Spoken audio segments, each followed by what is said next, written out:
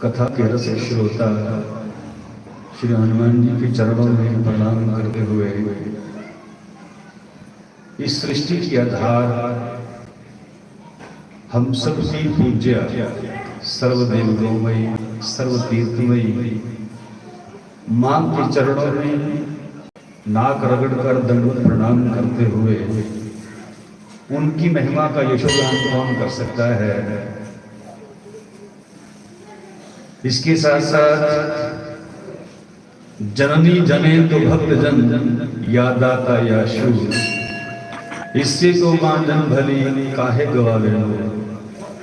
शास्त्री जी को प्रणाम करने से पहले मैं उस मां को प्रणाम करता हूं दंडवत नाक रगड़ कर, जिन्होंने ऐसे धरोहर को हमारे बीच में स्थापित किया, ऐसी विभूति वात्सल्य की मूर्ति कि जिनके माध्यम से आज इस चैनल के माध्यम से आप ही नहीं बल्कि पूरे भारतवर्ष में बैठे श्रोतागण भगवान के राम नाम के रस में गोता लगा रहे हैं, इस अमृत को पी रहे हैं। मैं दूसरा प्रणाम निवेदित करूंगा। कहते हैं कि शिव का अस्तित्व तब है जब उसके साथ शक्ति है, तो मैं दूसरा प्रणाम निवेदित करूंगा शास्त्री जी की अर्धांग धर्म पत्नी को। उनको दंडवत करना चाहूंगा कि जिनके पुरुषार्थ से, जिनके बल से आज इस परिसर में जो अपना रंग भगवान जो विराजमान हैं, बड़े बड़े विप्र गण यहाँ पर जो मंत्रों का उच्चारण कर रहे हैं और उनके प्रताप से मैं उस महान आत्मा को प्रणाम करता हूं और उसके बाद दंडवत प्रणाम करता हूं शास्त्री जी महाराज जी को। और इस मंच पर बैठे हुए संत समाज, मेरे बिल्कुल बगल में बैठे हुए योग ऋषि जी, जिन्होंने योग बल से अपने श्वासों को नियंत्रण करके मूलाधार, स्वादिष्ठान, मणिपुर, अनाहत और अपने सारे चक्रों को स्थित करके भगवान में वो स्थित हुए हैं। मैं उनके चरणों में प्रणाम करता हूँ।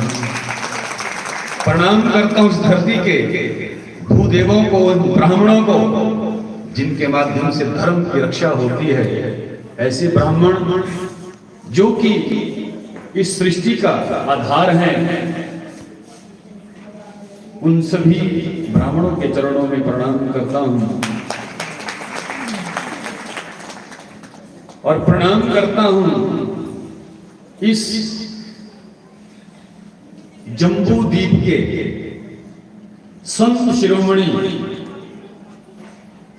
जिनकी ध्वजा पताका आज पूरे विश्व में है, क्योंकि जम्बू द्वीप जो है वो हमारे ठाकुर जी का ससुराल है। जामवंत जी की बेटी जामवंती यहीं से ठाकुर जी लेके गए थे। तो आप सभी ठाकुर जी के प्रिय महान विभूति, ऐसे संत शिरोमणि इस भारतवर्ष में नहीं पूरे विश्व कर दिया कि भगवान के नाम में ऐसा प्रताप है, यदि कोई उसको ले ले तो उसको भव से पार उसने जाना ही जाना है। ऐसे संत शिरोमणि जिनका नाम आज हर जम्मू के नहीं पूरे विश्व के लोगों के मुख में है।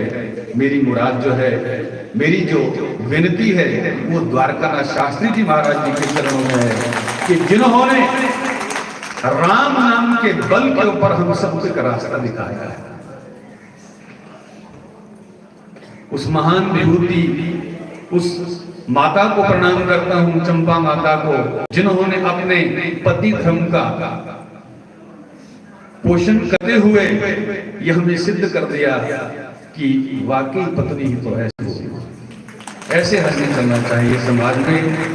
और मैं उनके सुपुत्र गंगाधर भगवान को भी महाराज को प्रणाम करता हूं और प्रणाम करता हूं आपसे।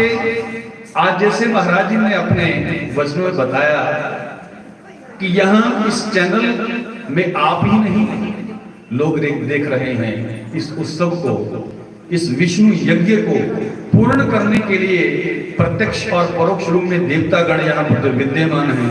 मैं उनको भी प्रणाम करता हूँ। मैं प्रणाम करता हूँ। महाराज जी ने कहा कि जो भगवान शंकर का कहना है कि जो एक बार राम नाम का उच्चारण करता है, मैं उसको 3 बार प्रणाम करता हूँ।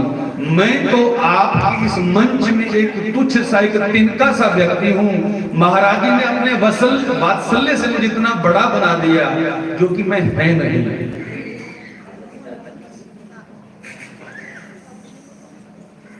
क्योंकि यदि भगवान शंकर एक बार राम नाम बोलने वाले को 3 बार प्रणाम करते हैं तो मैं उनसे तो बड़ा नहीं हूं।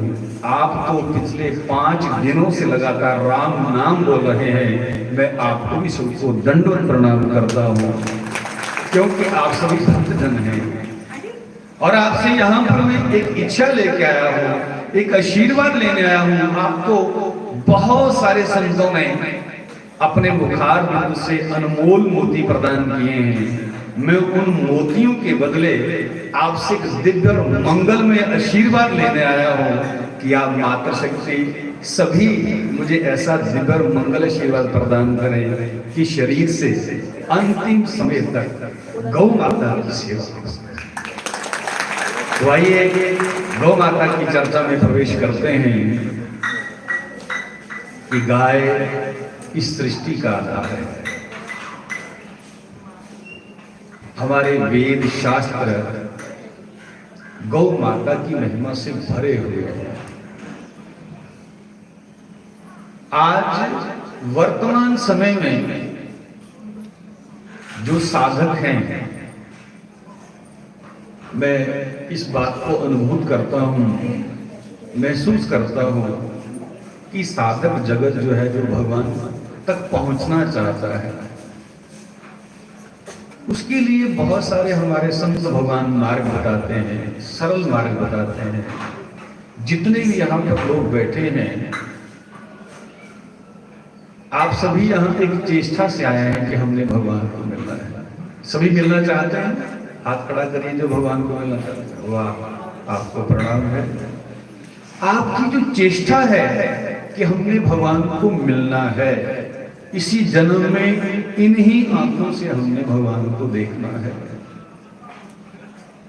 माताओं, बहनों, बंधुओं, ऐसे महापुरुष जब असीम होते हैं तो ये किसका काम करते हैं? ये आपके पहुंच उस भगवान तक कराते हैं, क्योंकि उस रास्ते पे खुद चले हुए हैं। हम सभी ने भगवान को मिलना है, और साधक जगत में अभी वर्तमान जो स्थितियां हैं वो दिन व दिन बिगड़ती जा रही हैं। एक मोबाइल के रूप में हमारी जेब में जो कलयुग ने वास कर लिया, यदि हम उसको सदुपयोग करेंगे तो वो हमको सदुपयोग देगा, मगर उसका रूप क्या है? वो साक्षात कलयुग के रूप में आपकी जेब में आया है।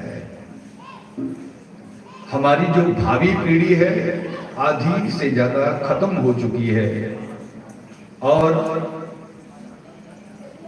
आधी से ज्यादा खत्म होने की कगार पे है, क्योंकि सदुपयोग कम है और दुरुपयोग ज्यादा है।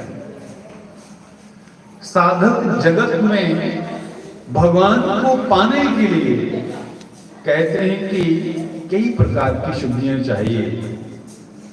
जैसे कि हम जब बात करते हैं पूजा पाठ की, तो सर्वप्रथम हमारे पूजा पाठ में सबसे पहले शुद्धि कही गई है, वो है तन शुद्धि।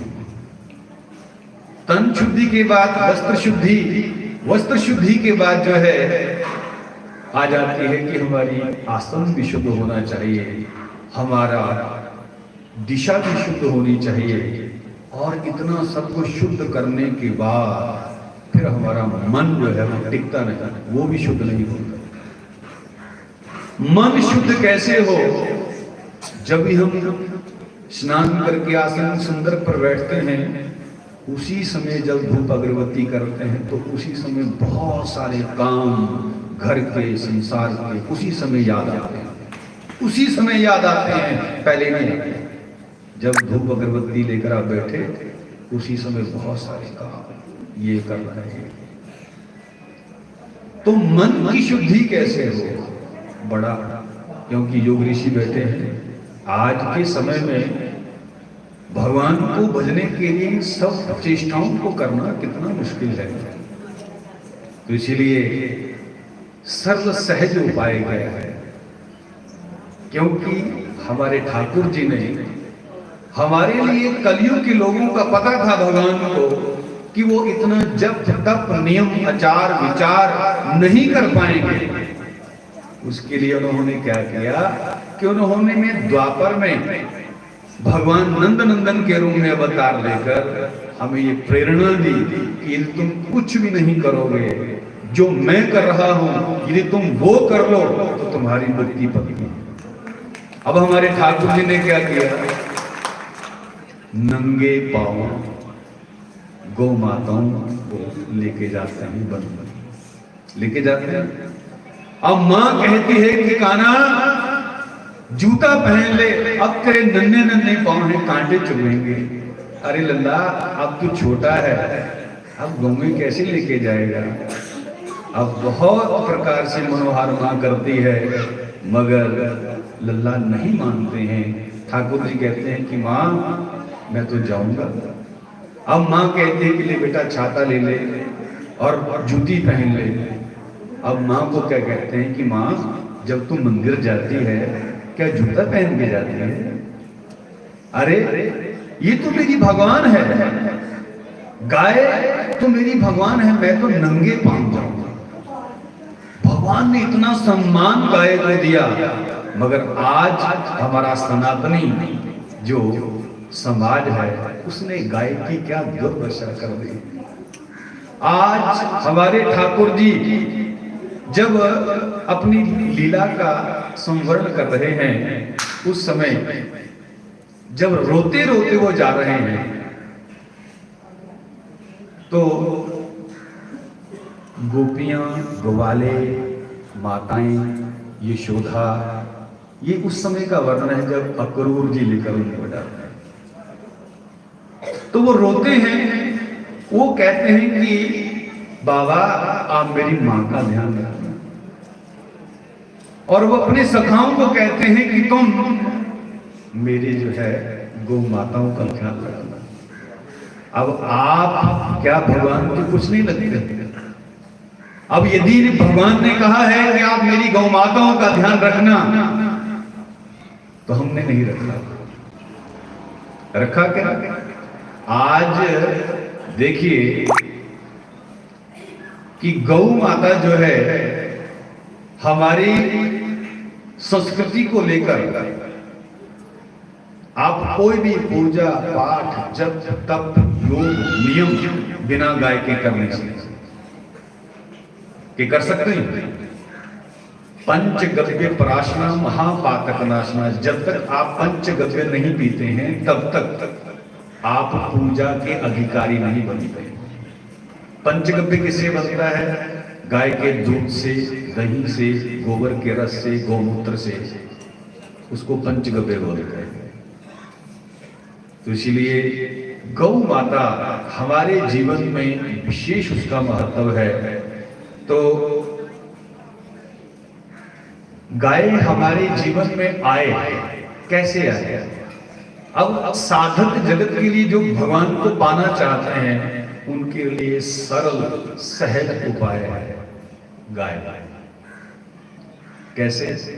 क्योंकि हमने संतों के मुखारबिंद से सुना है, संत धेनु को जानिए सरल सहज पहचान। संत धेनु को जानिए सरल सहज पहचान, जाके दर्शन के लिए उतरी धरा भगवान। तो संत धेनु को क्यों हम जाने? क्योंकि संत का लक्षण क्या है कि जो इस सृष्टि में आकर सबका परोपकार करता है, किसी का मन नहीं दुखाता, वही हमारी गाय माता करती है। कैसे करती है? जीवन लीला समाप्त हुई, जीवन लीला समाप्त हुई, जब पहुंचे शमशान, अस्थि वज्रमय पावनी, धेनु दूध परमाण।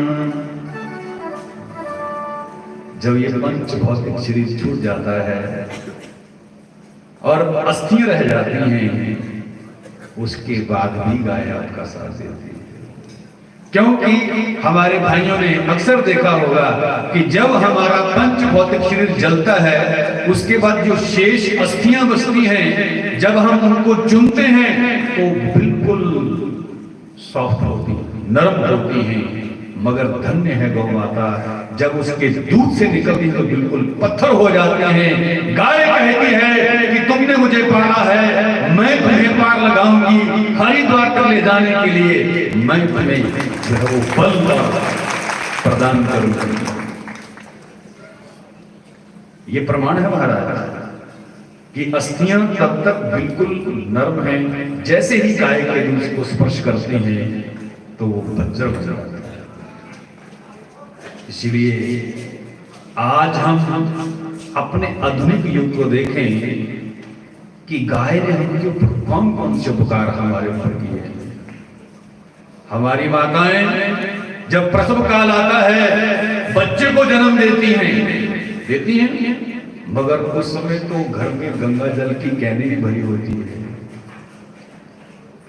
मगर जब तक गौ माता के पुत्र को मां मुंह में धारण नहीं करती, तब तक वो शुद्ध नहीं मानी जाती। क्यों? क्योंकि गंगा माता को भी प्रकट करने वाली गाय है। एक बार की कथा है कि ब्रह्मा जी के पास सारे देवतागण इकट्ठे हुए हैं। उन्होंने कहा है कि हे प्रभु, हमें कोई ऐसा स्थान बताइए कि जिसमें हम सब इकट्ठी पूजा हो जाए। उन्होंने कहा कि मात्र और मात्र एक गाय ही है जो जिसमें आप सबकी पूजा हो सकती है। तो सभी देवताओं ने गौ माता के रोम रोम में आकर अपना स्थान बनाया। और उस समय गंगा और जो दो देवियां हैं, गंगा और लक्ष्मी, इनको आने में थोड़ा सा विलंब। तब गाय ने कहा कि अब तो मेरे पास स्थान नहीं, सारे देवतागण मेरे में विराजमान हो गए हैं, मैं अब तुम्हें स्थान नहीं दे सकती। मगर उस समय इन दोनों देवियों ने प्रणाम किया है, नाक रगड़ कर वंदना की है गौ माता की कि मां, यदि आप हमें स्थान नहीं देंगी तो हम पूजा से वंचित हो जाएंगे। उस समय गाय ने कहा है कि अब तो मेरे पास दो ही स्थान बचे हैं, और एक मेरा गोत्र है, गोमूत्र, और दूसरा गोबर। लक्ष्मी और गंगा ने कहा कि हमें स्वीकार है। गंगा माता ने स्थान लिया है अपने गोमूत्र में, और लक्ष्मी ने स्थान लिया है गोबर। इसलिए कहते हैं कि गौ माता के गोबर में लक्ष्मी का निवास है। हम घरों में गणपति बनाते हैं, गोबर के बनाते हैं। तो आज हम गौ माता को भूल चुके हैं, और आज हमारे घर में गाय के नाम से एक पशु हमने बांधा है, जिसको साक्षात हमारे ठाकुर जी ने, जिसको अपने अवतार में जिसको मार दिया था, मगर उसका अंश वो जीवित रहा। उस समय भी वो हमारे ठाकुर जी को अपने स्तनों के ऊपर जहर लगाकर मारने के लिए आई थी। वही भूतनाथ कल युग में जर्सी गाय बनकर हमारे घर में आकर बैठ गई।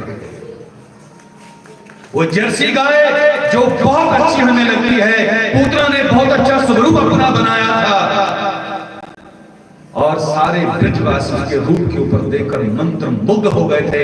ऐसे ही आज हमारा सनातनी समाज, आज का जो लोलुप हमारा समाज है, उसने जर्सी गाय को इसलिए अपनाया कि वो 10 किलो दूध देती है, 20 किलो दूध देती है। मगर जब वैज्ञानिकों ने देखा कि ये गाय नहीं बल्कि जहरीली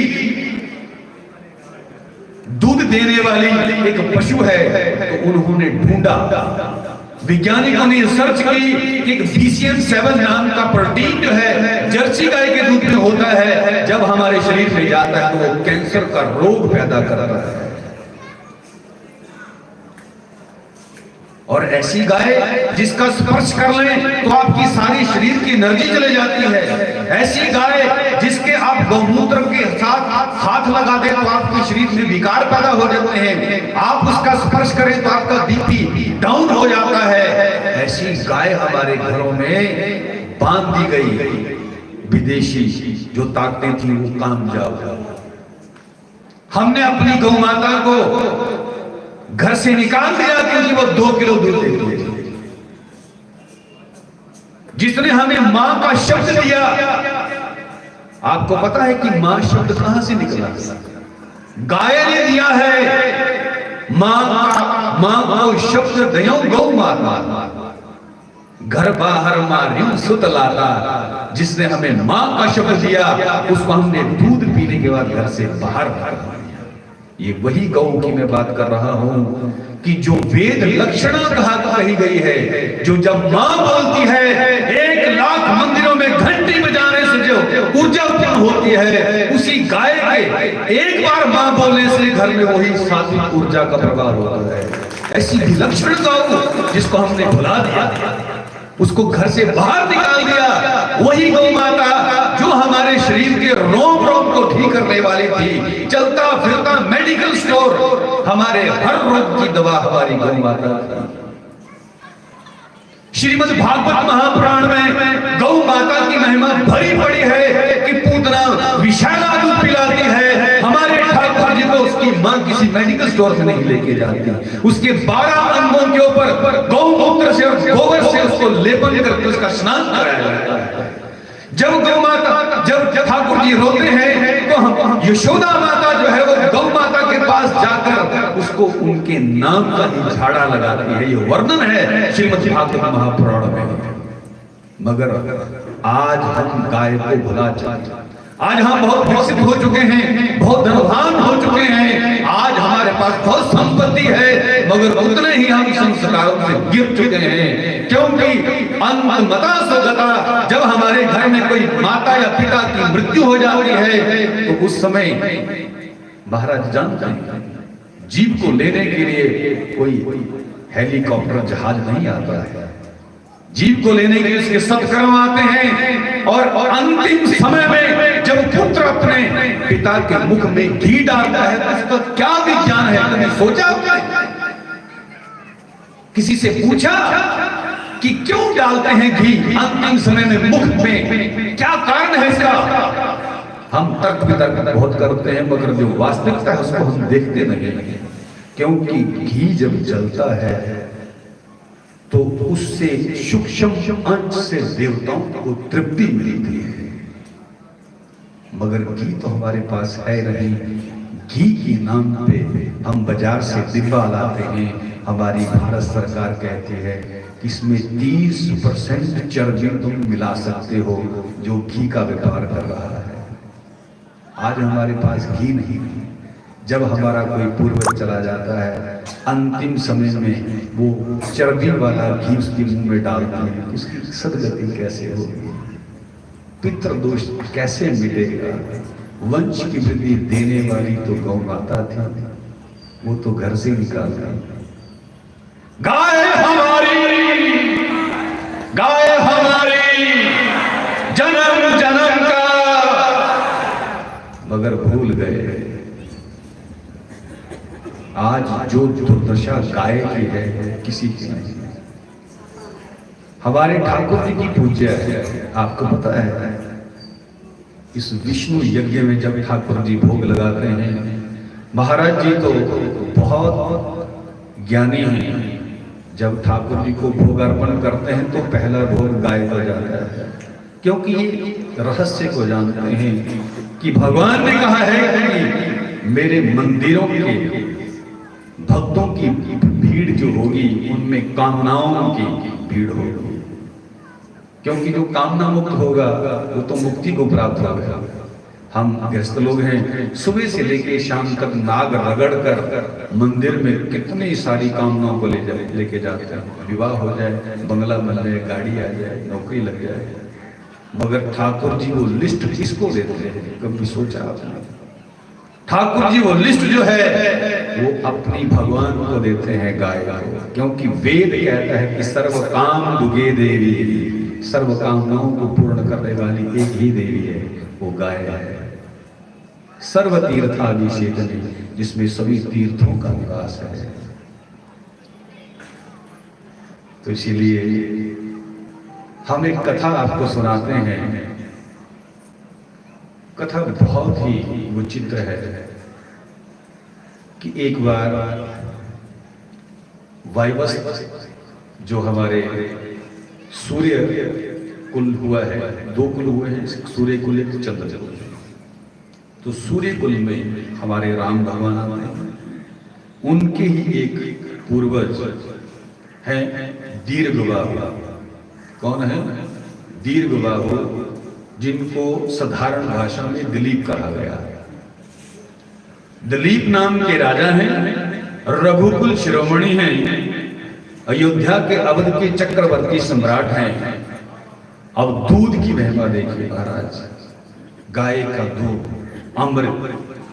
महाभारत में जब जब पांचों पांडवों से पूछा गया यक्ष ने, तो किसी ने उत्तर नहीं दिया, सब यक्ष ने उनको मार दिया। और अंतिम में युधिष्ठिर से जब प्रश्न उत्तर हुए हैं तो उन्होंने अपने एक प्रश्न में पूछा है युधिष्ठिर से कि किम अमृतम, कि धरती के ऊपर अमृत क्या है। उन्होंने कहा है कि गवाम अमृतम, गाय का दूध ही अमृत है। ऐसे ही एक दूध के साथ जुड़ी हुई कथा है कि दीर्घबाहु दलीप, उनके घर में संतान नहीं है और वो जो है अपने कुल गुरु वशिष्ठ जी के पास जाते हैं। आपने बहुत सारी कथाओं में सुना होगा कि वशिष्ठ जी ब्रह्मा जी के पुत्र हैं और ब्रह्मा जी को आदेश दिया है कि सूर्य कुल में भगवान का अवतार होगा, तो आप जाइए इनके कुल पुरोहित बनिए और देखिए कि जब से वंश चला है तब से लेकर वशिष्ठ मुनि वैसे के वैसे। किसके प्रताप से? कभी जानने की कोशिश की? क्योंकि उनके पास एक नंदिनी नाम की गाय है, जो उस गाय का दूध पी लेता है वो 10,000 वर्ष तक युवा रहता है। कितने वर्ष तक? 10,000 वर्ष तक युवा रहता है नंदिनी गाय के दूध के प्रताप से। अब ऐसे ही दीर्घबाहु दलीप जी, उनके घर में संतान नहीं है और वो अपने कुल गुरु के पास जाते हैं कि प्रभु आप जो है हमें कोई उपाय बताइए। वो कहते हैं कि राजन, आपसे अपराध हुआ है, आप स्वर्ग में जब गए थे तो आपने स्वर्ग की गौ माता को प्रणाम नहीं किया, तो अब आपको जो है वो घर में संपत्ति नहीं है आपके, तो आपको गौ सेवा करनी पड़ेगी।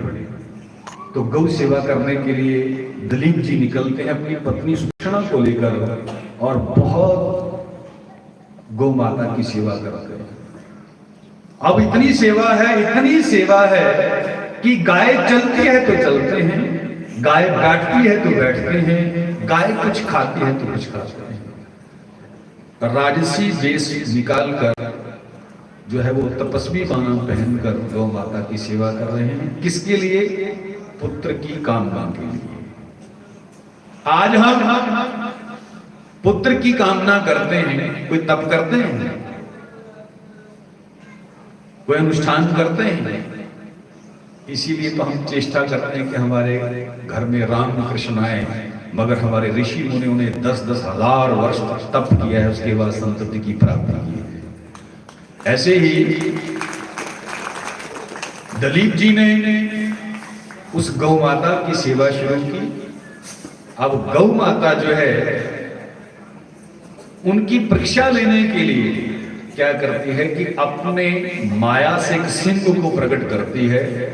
सिंह जो है उस गौ माता को खाने के लिए दौड़ते हैं और राजा दलीप उस समय अपने अस्त्रों का वहन करते हैं, मगर भगवान का ऐसी लीला है कि अस्त्र उनसे चलते नहीं। गौ माता अपने बल से उनके सारे शरीर के अंगों को शिथिल कर देती है। अब वो सिंह से कहते हैं कि ए सिंह, तुम मेरी गौ माता को छोड़ दो, मगर दिलीप कहते हैं कि मेरी गौ माता को छोड़ो, ये कष्ट में है। अब सिंह कहता है कि राजन, आपके लिए ये पाप है, मगर मेरा तो ये भोजन है, मैं इसको नहीं भक्षण करूंगा तो मैं मर जाऊंगा, आप मुझे मना नहीं कर सकते। उस समय राजा ने कहा कि ये मेरे गुरुवर की नंदिनी गौ माता है, मैं किसी भी कीमत के ऊपर इसको खाने नहीं दूंगा। हे सिंह, आप इसके बदले मेरे शरीर को भक्षण कर लीजिए और मेरी गौ माता को छोड़ दीजिए। उस समय गौ माता जब इतना समर्पण देखती है तो तब जाकर क्या होता है कि तब जाकर वो सिंह गायब हो जाता है और आकाशवाणी होती है कि ए दलीप, तुमने मेरी जो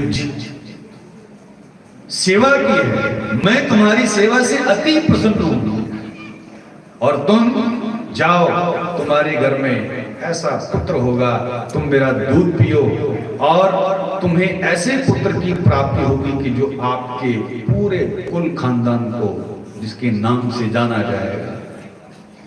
गाय के द्वारा दिया गया पुत्र जो है उसका नाम है रघु। जब से वंश चला है तो किसी का नाम हरिश्चंद्र का नहीं आया, भागीरथ का नहीं आया, मगर किसका आया? रघुकुल रीत सदा चली आई, प्राण जाए पर वचन न जाए। ये पुत्र किसने दिया है? गौ माता ने। तो इसीलिए हम सभी आज इस बात को भी सोचें, हमारे जो इष्ट हैं, इस यज्ञ के जो आराध्य हैं, भगवान नारायण, विष्णु, जिनको हम राम के नाम से जो है वो अपनी जीवा पवित्र करते हैं, ऐसे हमारे जो आराध्य देव हैं उनका जन्म भी कैसे है। राम जन्म की मूल भी गौमय पावन खीर, राम जन्म की मूल भी गौमय पावन खीर, साईं सकल संसार के राखे मनुज शरीर। अब भगवान राम को देखिए कि भगवान राम का प्रकट कैसे हो रहा है। शृंगी ऋषि जी को बुलाया जाता है जो अनन्य गौ प्रेमी हैं और जिनके पास ऐसी गौ माता है, ऐसी नस्ल की गौ माता है कि जो बिना बच्चे के दूध देती है। 1,00,000 गौ माता है उनके पास, शृंगी ऋषि जी के पास। और वो आते हैं उस दूध से जो मंथन करके जो घी निकलता है उससे आहुतियां पड़ती हैं, उसी दूध की खीर बनती है, वही अग्निदेव को अर्पित किया जाता है। वही अग्निदेव वो खीर लेकर हमारे राजा दशरथ को देते हैं और वो रानियां खीर खाकर हमारे भगवान को प्रकट करते। विचार करिए कि हमारे मूल में गाय है। अब गाय नहीं होती तो दूध नहीं मिलता, दूध नहीं मिलता तो खीर नहीं बनती, यदि खीर नहीं बनती तो यज्ञ नारायण को आहुतियां कौन देता? यदि यज्ञ नारायण को आहुति नहीं देते तो चरु वापस कैसे आते? और यदि चरु नहीं आते तो भगवान राम की प्रकट जग जननी हमारी कौशल्या अम्बा क्या खाती, कैसे आते भगवान?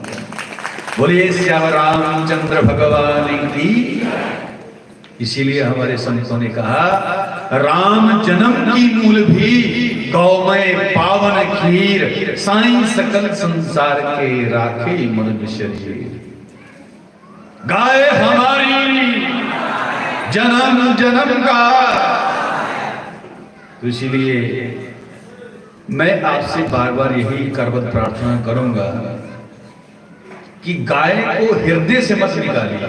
घर से निकाल दिया है ना, हृदय से मत निकालिए, क्योंकि वैज्ञानिकों ने ये कह दिया है कि जब गाय इस सृष्टि में नहीं रहेगी तो उसी दिन ये धरती पाताल में चली जाएगी।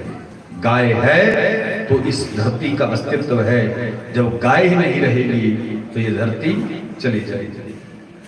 इसलिए हमने यदि अपने आप को बचाना है और इस सृष्टि को बचाना है तो गाय हमारे लिए बहुत जरूरी है। आइए एक गौ माता का भजन सभी मेरे साथ गाएंगे। गौ माता से बढ़कर कोई और नहीं, गौ माता से बढ़कर कोई और नहीं।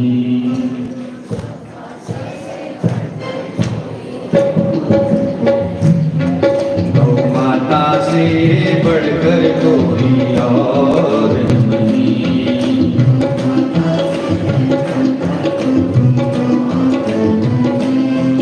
गौ माता से बढ़कर कोई और नहीं।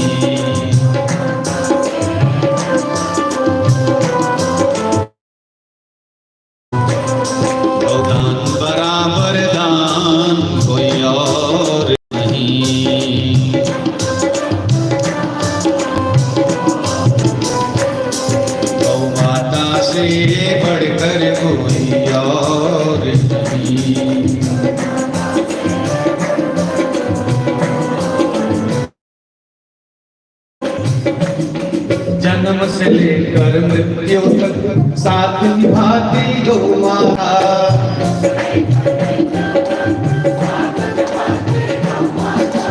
जन्म से लेके मृत्यु तक साथ निभाती गौ माता।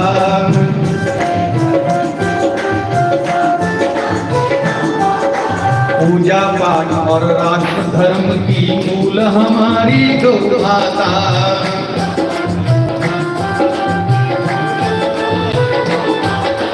पूजा पाठ और राष्ट्र धर्म की मूल हमारी गौ माता।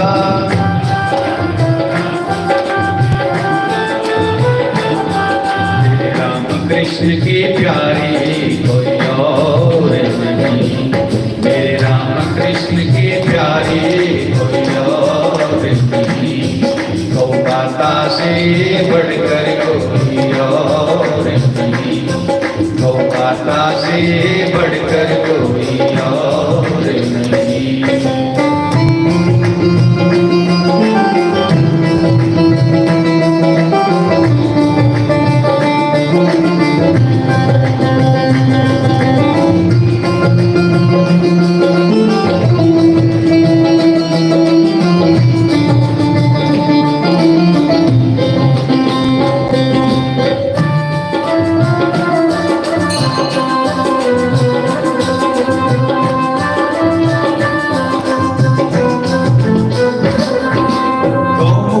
निकली है गंगा गौ से मिले गोपाल।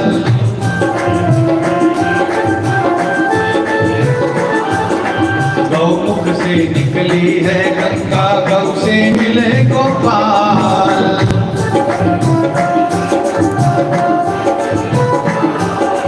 गौमुख से निकली है गंगा गौ से मिले गोपाल।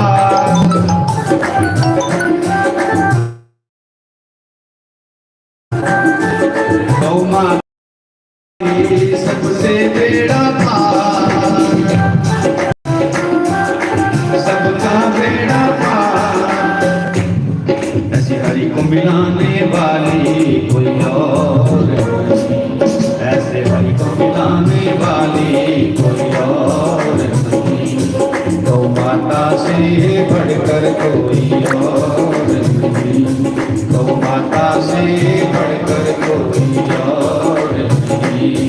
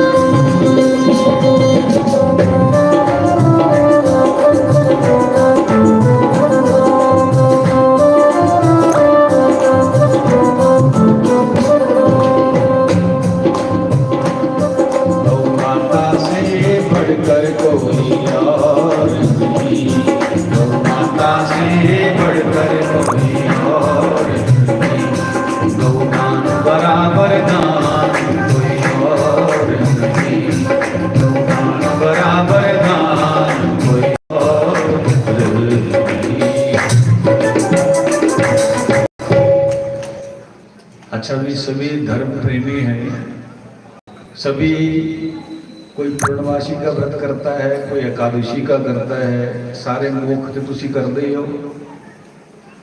सब हम जितना भी सत्कर्म करते हैं उन सभी सत्कर्मों को स्टैंप कौन लगाता है? चेतन रूप में। जैसे मान लीजिए कि अब आप मंदिर जाते हैं, मंदिर में जब श्रावण का महीना होता है उस समय आप भगवान भोलेनाथ को इतना जल चढ़ाते हैं कि अपने सारे पापों का शमन कर देते हैं, क्योंकि हमारे भोलेनाथ कहते हैं कि जो एक लोटा जल भी मेरे ऊपर चढ़ाता है मैं उसको मन चाहा वरदान दूंगा। और जहां जहां गौ दुग्ध गिरा है वहां वहां शिवलिंग प्रकट हुआ है। हमारे भोले बाबा को इस कलयुग में प्रकट करने वाली कोई और नहीं, श्री गौ माता है। जितने भी हमारा 12 ज्योतिर्लिंग हैं, वहां पर इतिहास है महाराज कि जहां जहां गाय गई, अपने चारों थनों से जिसने गौ माता ने दूध को गिराया, वहां से शिवलिंग प्रकट हुआ। ओम सौराष्ट्रे सोमनाथं च श्रीशल्यमलकायर्जुनम् उज्जैन्यां महाकालो ओंकारं ममलेश्वरम् परल्यं वैद्यनाथं च डाकनियां भीमशंकरं सेतु वंदे तु रामेशं नागेशं दारुकावने वर्णस्यां तु विश्वेशं त्र्यंबकं गौतमी तटे हिमालये तु केदारं भूष्मेशं तु शिवालये एतानिर्ज्योतिर्लिंगानि सायं प्रातः पठे नरा सप्तजन्म कृतं पापं संप्रेण न विनश्यति। वेद कहते हैं कि जो एक जल लोटा भगवान को चढ़ाता है, 7 जन्मों के पाप नष्ट हो जाते हैं। ऐसे सरल हैं बाबा, मगर उनके जो पिए हैं वो है हमारे नंदी भगवान। एक बार कैलाश में बैठे हैं तो अश्रुधार जल पड़ी नंदीश्वर भगवान के आंखों से। भोले बाबा कहने लगे कि नंदी क्या हुआ, आज बहुत जो है वो दुखी लग रहे हो। नंदी ने रोते हुए कहा, बाबा मेरी माँ बहुत दुखी है। कलयुग के लोग उसको तरह तरह की यातना दे रहे हैं, वो कूड़ा करकट खाने पर मजबूर है, उसको खाने के लिए लिफाफा बांध देते हैं, रोटियां बांध देते हैं, उसमें लिफाफा खा लेते हैं। और ये कलयुग के लोग इतने बड़े बड़े मंदिर बनाते हैं, मगर उन मंदिरों के पीछे गाय भूखी फिरती है। ये कलयुग के लोग ऐसे प्रवृत्ति के हो गए हैं कि जब श्रावण मास आता है तो मेरे कान में आकर पुकार करते हैं कि हमारी ये मनोकामना पूरी करो, ये पूरी करो, ये पूरी करो। हम कान में जाकर नंदीश्वर भगवान के कहते हैं ना, बाबा मैं बड़ा दुखी हूं, क्या करूं। आप भोले बाबा ने कहा कि नंदीश्वर तुम चिंता मत करो, मैं ऐसा साधन करूंगा कि कलयुग के लोग जितने मर्जी जब तक पूजा पाठ यज्ञ श्राद्ध अर्पण करें, मगर जब तक वो तुम्हारी मां का दान नहीं करेंगे तब तक उनका कोई भी सत्कर्म लगेगा नहीं। इसीलिए कहते हैं कि हम कोई भी जब सत्कर्म करते हैं तो उस समय गौ दान आता है। कहते हैं दान खंड में लिखा है कि जो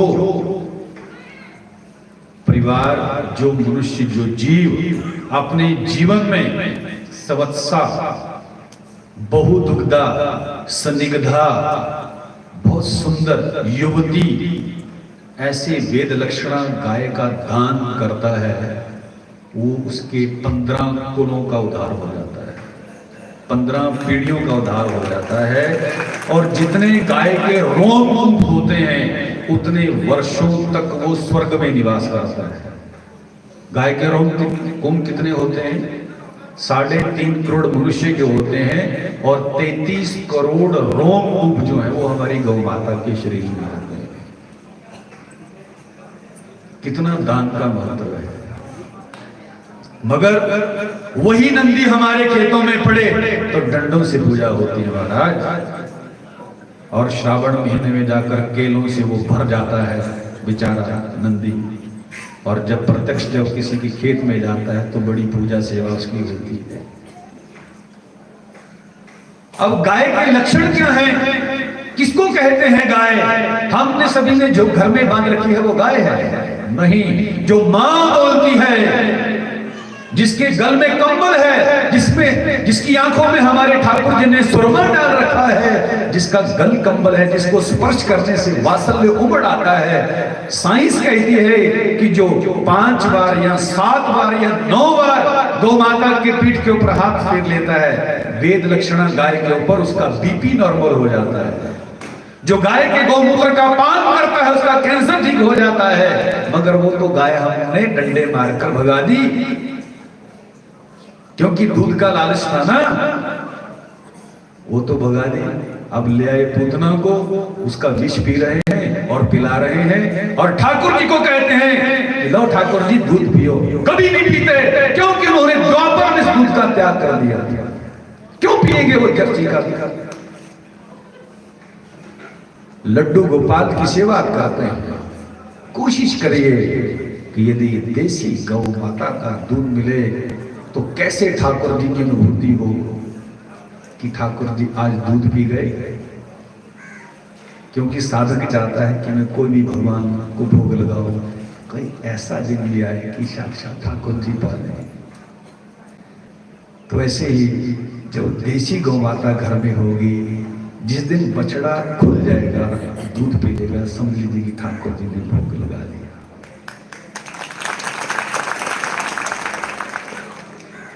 क्योंकि हम बछड़े को बड़ा कस के मानते हैं कि सवेरा गौ भी तार कभी नहीं।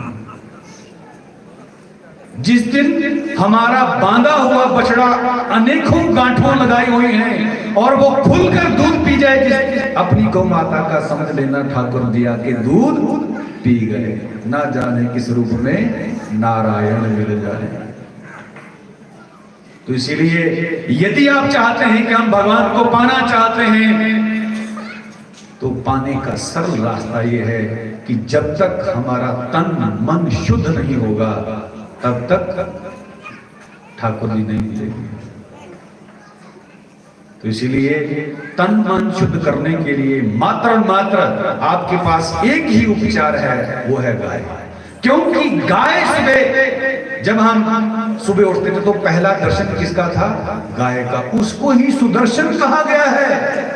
मत भूलिए कि जिसने अपने घर में देसी गौ माता को बांध लिया है और सुबह उठकर हमारी माताएं जाती थी अपनी गौ माताओं के पास और उनके दर्शन करती थी, और वही दर्शन उनका सुदर्शन बन जाता था। किसी प्रकार का कोई रोग उनको नहीं लगता था। वही आंचल जलाकर गौ माता से कहती थी कि मां मुझे वर दो, तो गाय गोबर देती थी। उस वर को लेकर माता अपने घर में लेपन करती थी अपनी रसोई में आकर। इतनी सी पतीली और खाने वाले 50 लोग हैरान हो जाते थे कि ये कौन सा अक्षय पात्र है कि इतने से दाल बनाई और 50 लोग खा गए, क्योंकि उसमें गाय ने वरदान दिया था। आज हम अपने घर में ज्योति जलाएं, मगर ध्यान रखें, सावधान, कि यदि आपने डिब्बा बंद घी से ज्योति जलाई तो आपके घर में नाना प्रकार के रोग आएंगे, कितने प्रकार के विकार आएंगे, कितनी अशांति, कितनी कला आएगी, ये तो परमेश्वर जानते हैं। क्योंकि जब 10 ग्राम शुद्ध देसी गाय की घी की ज्योति जलती है, 1 टन ऑक्सीजन प्योरीफाई होती है। कितनी? 1 टन। 1 टन ऑक्सीजन प्योरीफाई होगी, आपका शरीर स्वस्थ होगा। मगर वही 10 ग्राम घी चर्बी वाला होगा तो आपकी शरीर की ऊर्जा को खत्म करके आपको रोगी बना देगा। हमारे पूर्वजों ने 9 दिन तक बिना पानी पिए माता के नवरात्रे रखकर उनसे ऊर्जा दी, क्योंकि उस समय शुद्ध घी होता था। आज डिब्बे वाला घी है। तो इसलिए जितना भी करना है भगवान का अर्चन वंदन शुद्ध करें, थोड़ा करें, मगर इस युग में सबसे बड़ी छूट क्या है कि भावो विद्यते देवा। यदि आपका भाव शुद्ध है तो भगवान उस चीज को अंगीकार करके उसको शुद्ध बना लेते हैं। क्योंकि हम कलयुग के मनुष्यों के पास तो ऐसी समर्थ नहीं है कि हम उसको कर सकें, मगर ठाकुर जी के पास है। इसलिए विनती है, प्रार्थना है कि गाय को अपने जीवन में धारण करें, क्योंकि जब तक गाय आपके घर में रहेगी तब तक क्या होगा, एक सात्विक ऊर्जा का संचालन आपके पूरे परिवार में रहेगा।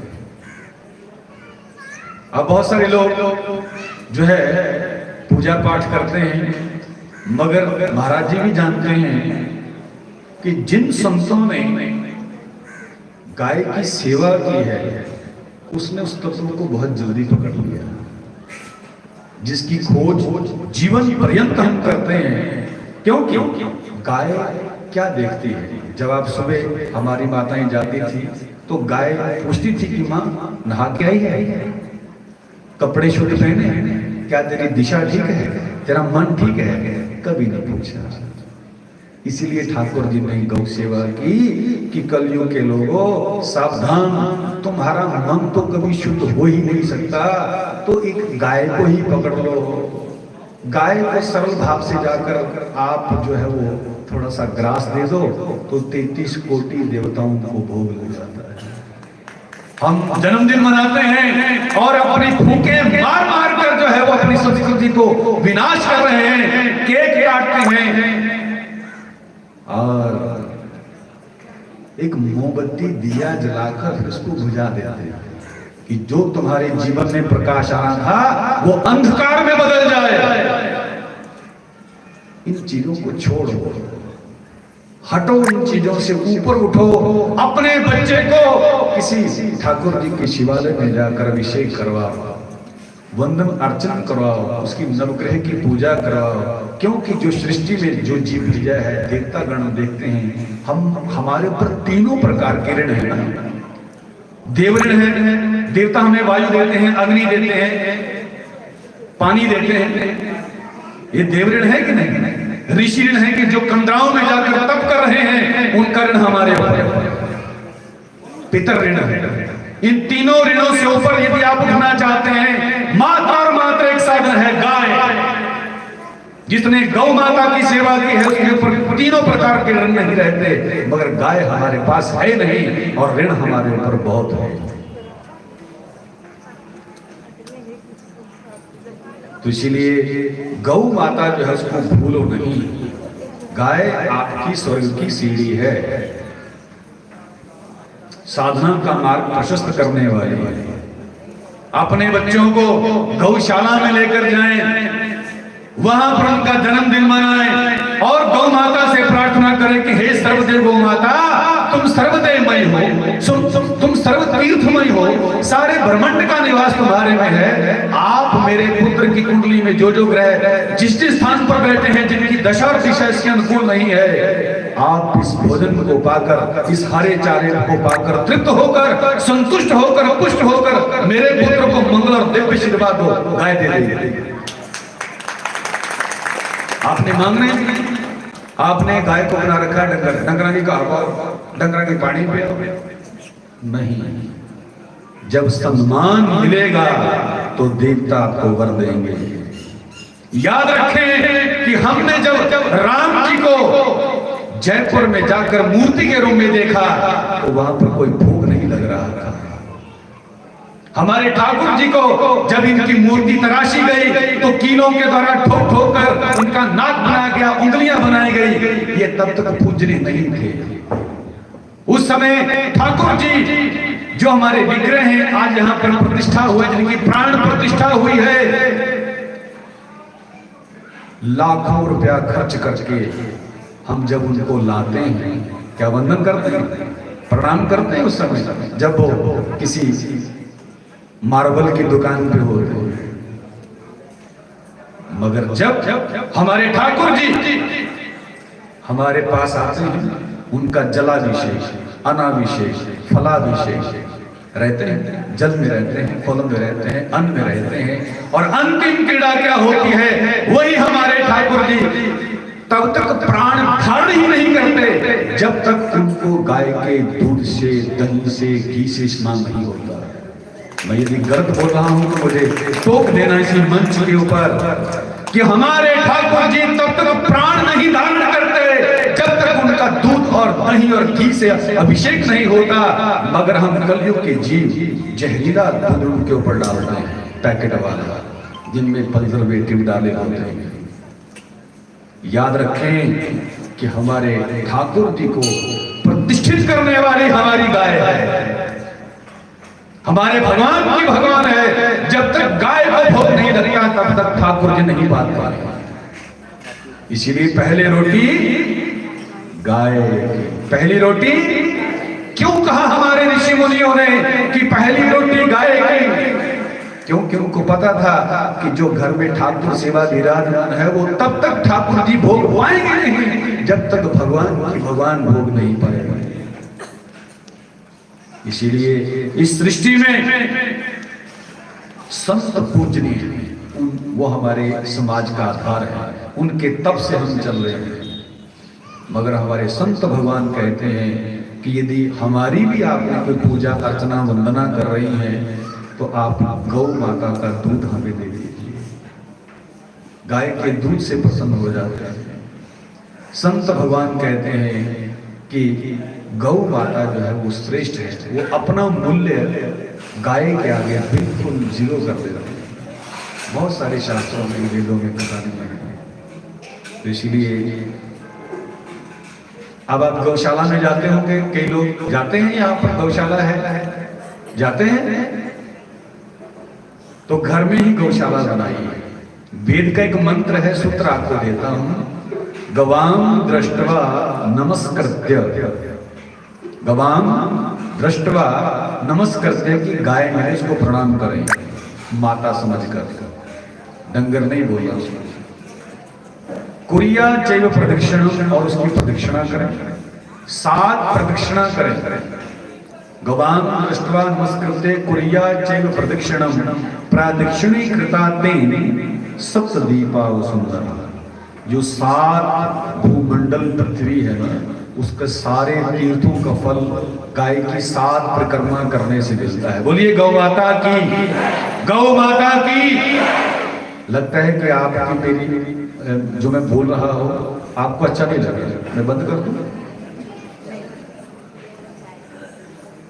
गाय हमारी जन्म जन्म का, तो सब भारतीय वेद लक्षणा गौ माता का दान करना अपने जीवन में। जब भी दान करना अपने गुरुदेव भगवान को, तो एक श्रेष्ठ गौ माता का दान करना जो वेद लक्षणा हो, जिसमें सारे गुण हो। विदेशी गाय का दान कभी मत करना, क्योंकि विदेशी गाय का दान करने से स्वर्ग में गए हुए पितर नरक में पड़ जाते हैं। उनका ना तो गोमूत्र काम का है, ना गोबर काम का। मैं क्या क्या दिव्यता आपको बताऊं। ये मोबाइल है, इसमें इतनी रेडिएशंस होती है कि धन्य है गौ माता का ये गोबर, जो कि ये देखिए हमने रखा है, इसकी भस्म रखी है। इस भस्म तो ये गौ माता की गोबर से बनी है। मगर आप इस गौ माता की भस्म को देखेंगे, ये एंटी रेडिएशन है। जब मैं इसको अपने मोबाइल में धारण करूंगा तो किसी प्रकार का दोष इसमें नहीं रहेगा। जो बुरी किरणें मेरे शरीर को प्रभावित करने वाली हैं वो खत्म हो जाएंगी। ऐसी साइंस गौ माता के बीच में। जब हिरोशिमा नागासाकी में बम का विस्फोट हुआ, उस समय परमाणु बम से कितने घर जल गए, स्वाह हो गए। वही घर बचा जिसके घर में गौ माता के गोबर का लेपन बना। क्यों? गाय के गोबर में अग्नि तत्व है। हम किसी भी यज्ञ वेदी में अग्नि का गोबर क्यों फेरते हैं? क्योंकि अग्नि तत्व का मतलब है कि जब गोबर का लेपन होता है तो कई प्रकार के रोगाणु विषाणु गोबर का लेपन करने से समाप्त हो जाते हैं और वो जगह सुंदर और स्वच्छ हो जाती है। महाराज आपको पता है वाल्मीकि रामायण में वर्णन आया कि रावण ने जब भगवान शंकर की पूजा अर्चना वंदना की तो भगवान शिव ने उनको गौ माताएं प्रदान की। क्या की? गौ माताएं प्रदान की, 12 गौ माताएं। और उन गौ माताओं की रावण ने पूजा की और 7 परिक्रमा करके वो जब दिग्विजय के लिए निकला तो उसने काल को भी अपने पास लिया। ऐसी है गाय। आप नहीं मानते? अरे हम तो बहुत मानते हैं। कैसे? क्योंकि हमारे पूर्वज जब मरण शैया के ऊपर होते थे उनको गौ माता की पूंछ पकड़ाई जाती थी, या कि काल संबंध सूर्य नारायण से होता था, या जीवन दान मिलता था। हमने अपनी आंखों से देखा। कि जैसे जैसे जिस हमारे पूर्वजों ने गौ माता की पूछ पकड़ी, या तो उसका संबंध सूर्य नारायण से हो गया, वो परलोक गमन कर गया, या तो उसको जीवन मिल गया। मगर रावण ने भी जब गौ माता का पूजन अर्चन वंदन करने के बाद दिग्विजय प्राप्त की, उसके बाद उसने सोचा गौ माता का दूध पीने के बाद कि मेरी सदगति कैसे होगी, मैं ये तामस देह है, भजन तो मैं कर नहीं सकता। तो इसलिए कहा गया कि पान करे मदिरा नर वो दानव बन जाए, गौरस देव बना भी अटल सिद्धांत बताया। क्या बताया कि वो तो मदिरा पान भी करता था, तो वो दैत्य स्वभाव उसके पास था। उसने कहा कि राम जी से बैर करूंगा तभी बात बनेगी, तभी मेरी मुक्ति होगी। तो जो आज मदिरा पीते हैं, जो दानव बन चुके हैं, जब वो गौ माता का दूध पिएंगे तो वो देवता बन जाते हैं। तो इसीलिए जनक सुता जग जननी जानकी, अतिशय प्रिय करुणा निधान के, ताके जुगपद कमल मनावा, जासु कृपा निर्मल मति पावा। हमारी जानकी अम्बा, हमारी माँ जब इस धरती के ऊपर आती है तो वो किसी माँ की कोख से जन्म लेती है क्या? वो हमारी धरती माता से जन्म लेती है। मगर हमारी धरती माता का वास्तविक रूप क्या है? हमारी वास्तविक रूप हमारी धरती माता का क्या है? वो है गाय का। जब जब धर्म की हानि होती है तो गौ माता का रूप धारण करके जो है वो हमारी धरती माता ठाकुर जी के पास जाती है, पुकार करती है कि प्रभु अब धरती के ऊपर अनाचार और पापाचार बढ़ रहा है, तो आप आकर इसको मिटाइए। तो अब आप सोचिए कि यदि धरती माता ने गाय माता का रूप धारण किया, अब सीता जी धरती की पुत्री हैं, तो क्या सीता जी गौ माता की पुत्री नहीं हुई?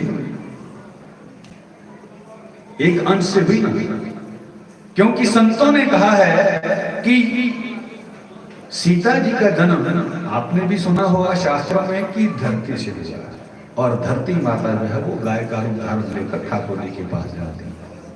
तो इसीलिए बोलिए श्यावर रामचंद्र भगवान की, उमापति महादेव की, वृंदावन कृष्ण चंद्र की। तो एक छोटा सा भजन गौ माता के चरणों में अर्पित करें कि दम दा परोसा यार दम आवे ना आवे,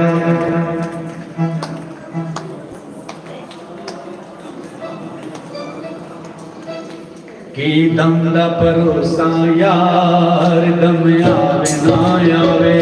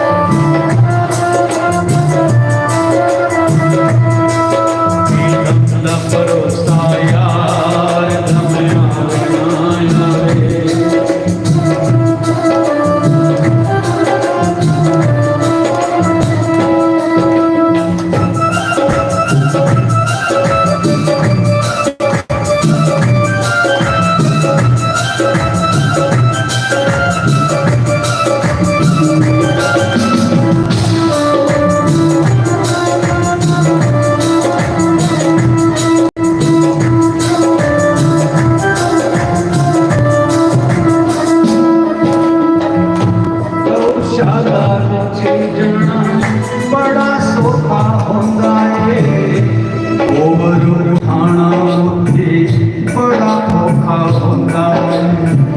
गौशाला जाना बड़ा सौखा होंदा है, ओवर उठाना उत्थे बड़ा औखा होंदा है। ये ओवर दा गणपति हाल दमया आया है, ये ओवर दा गणपति हाल दमया आया है। अरे गौ माता अरे गौ माता नल प्यार दमया भरोसा यार दमया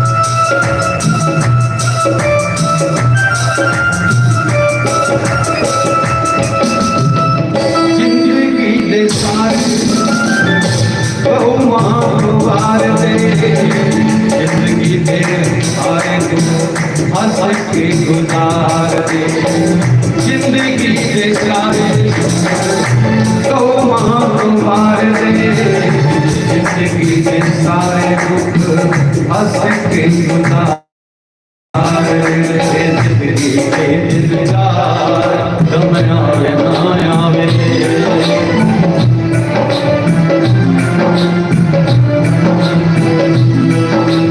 गंगा भरोसा यार दम आवे ना आवे।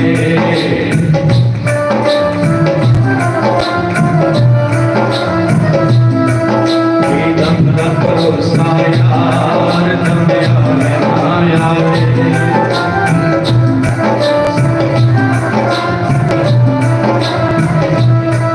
हर गौ माता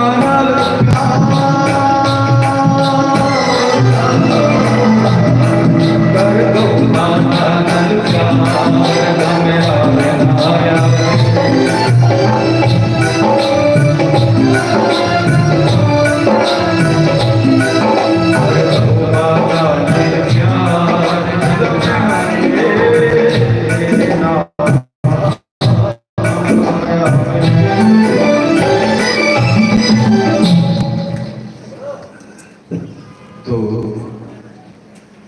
ये क्षणभंगुर शरीर 5 तत्वों का पुतला,